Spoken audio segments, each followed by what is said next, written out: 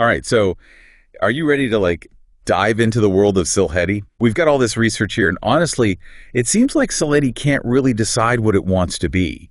Language, dialect, or maybe something else completely. It really is a fascinating linguistic puzzle. We're talking about millions of speakers around the world, and yet there's this ongoing debate about, where it fits in the linguistic family tree. Yeah, and what's interesting from these sources is it's not just some academic debate, right?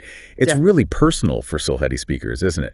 This whole lack of official recognition, imagine being told your language is just corrupt Bengali. Absolutely. Imagine growing up speaking a certain way, the language you're most comfortable with, and constantly being told it's not quite legitimate.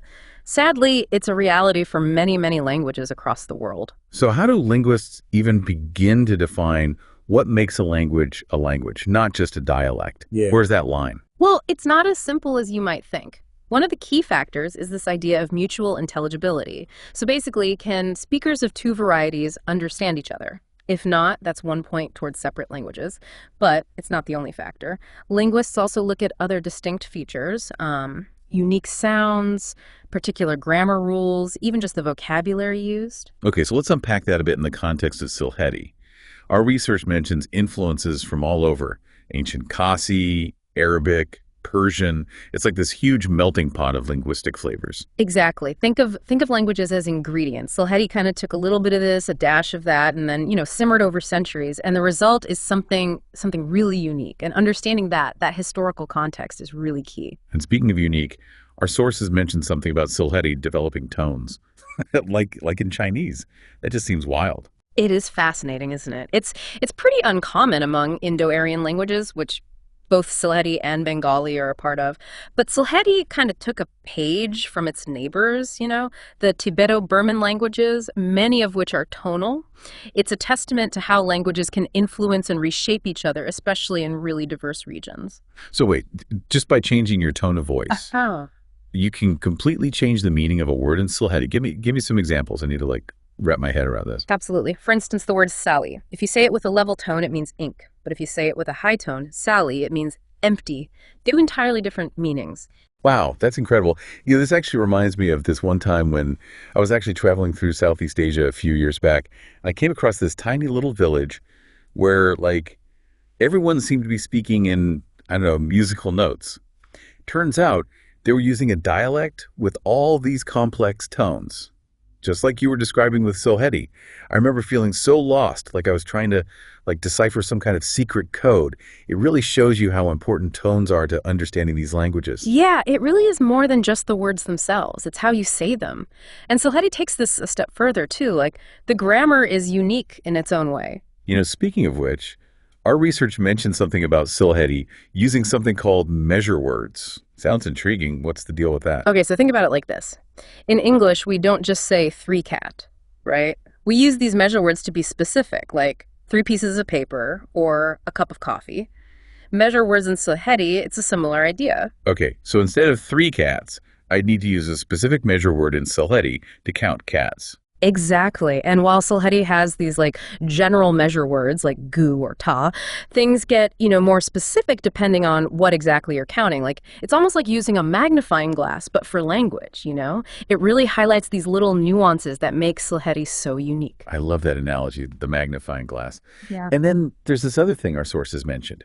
Something about Sylheti being able to change nouns into verbs. It sounds almost like linguistic alchemy, if you will. Yeah, it's a process called vertification.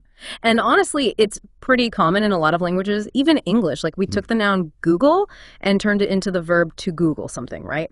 Sylheti does something similar. Our source had a good example. You can take the word joke and just add to do to it. So it becomes to make a joke. It's wild, isn't it? How languages can create entirely new ways to say things just by playing around with existing words. Do you by any chance have more examples of these everyday Sylheti phrases that really show off these unique aspects? Sure, even simple greetings sound distinct in Sylheti. In standard Bengali, you'd ask, "How are you?" by saying "Kimon acho." But in Sylheti, it becomes "Kimon asin." Subtle change, but, it makes a difference. Yeah, it's like hearing a familiar song, but with a slightly different rhythm, right? It catches your attention. Any other Sylheti gems you want to share? Oh, absolutely. There's this great proverb in Sylheti, Ex de shore gale, aro de shore mat, which basically translates to one land's obscenity is another land's language. Whoa, that's pretty deep, actually. It's like saying what one culture thinks is offensive, another might think is totally normal, right? Yeah. Which kind of brings me back to something we were discussing before about how Sylheti blurs the lines between language and dialect. Like, there's this one part in the research that mentions how Sylheti uses the same root word for rain and cloud, and apparently you don't see that in standard Bengali. Yeah, it's a small detail, but it's like really significant when you think about it. Yeah. It's almost as if for Sylheti speakers, rain and clouds are basically the same thing, like two parts of the same idea. It makes you wonder if that's like a reflection of Sylheti itself. Right. We've been talking about this gray area it exists in between language and dialect. It borrows from its neighbors, it changes with migration, it's always evolving. And that's what makes Sylheti so fascinating to study. It's this constant push and pull. It refuses to fit into a neat little box, and honestly, it speaks to how dynamic language really is. Languages aren't just frozen in time. They constantly change and adapt based on the people who speak them.